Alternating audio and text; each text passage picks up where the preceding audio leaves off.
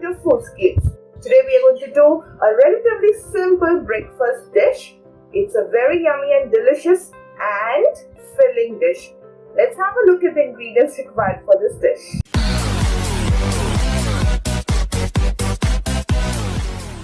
The main ingredient required for this dish, of course, is potato. These are 4 boiled potatoes. One thing you need to be careful about potatoes is that they needn't become too soft, and make sure you add 1 or 2 spoonfuls of salt when you're boiling these potatoes. And you require the dough. Again, kneading of the dough is very important over here. The dough need not be either too hard or too soft. I have already kneaded this dough and I have put it to rest for 10 minutes. Okay, this consistency is good enough to make the parathas. Other than that, we are going to require salt according to the taste, the red chili powder, some cumin seeds. We'll require some fresh coriander to garnish, green chilies, and some freshly chopped ginger. Now let's mix all of these ingredients along with the potatoes. Let's mash these potatoes. I'm going to mash these potatoes with my hands. So let's mash them gently. Okay, now that the potatoes are mashed, it's time for us to add the ingredients. So we'll start with the salt according to your taste. You need to be careful with the salt because you have added some salt in the dough as well. So make sure you're adding salt in the right quantity. The same goes with the chilies because we are also going to add some green chilies to it. So if you like the parathas too spicy, then accordingly you can add the green and the red chilies. In goes the cumin and the green chilies and the chopped ginger. Okay, all our ingredients are in the bowl. Let's give them a good mix. You can choose to add a lot of ginger because it gives a good taste when you're having a bite of your paratha. Another optional thing to add in this is finely chopped onion. You can add this to this mixture. Along with that, you can also add some dry mango powder or amchur powder. I have not added this, but it's up to you. If you like it, you can of course go ahead with it.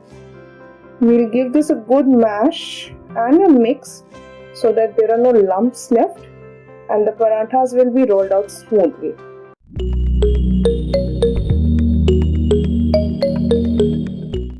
It's time for us now to start rolling out the parathas.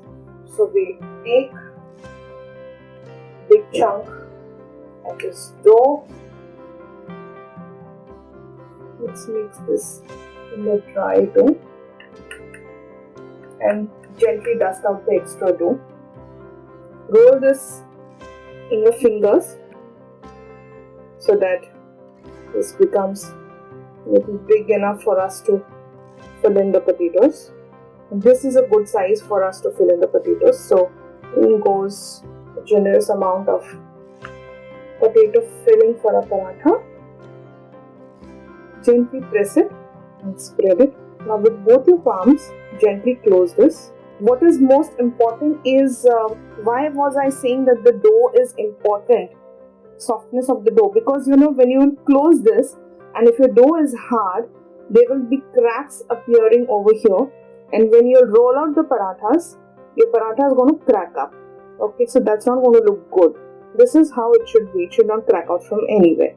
Alright, let's start rolling this. Put out the extra. There you go.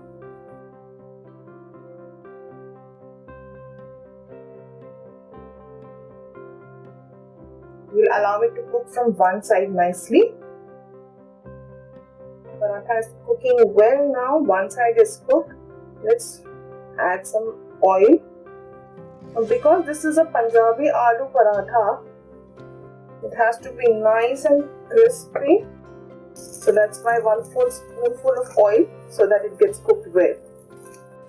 Now see, I've just turned the paratha and it's got this beautiful color. We'll allow it to cook well and get crispy on both the sides. See. It's time for the paratha to go on the plate.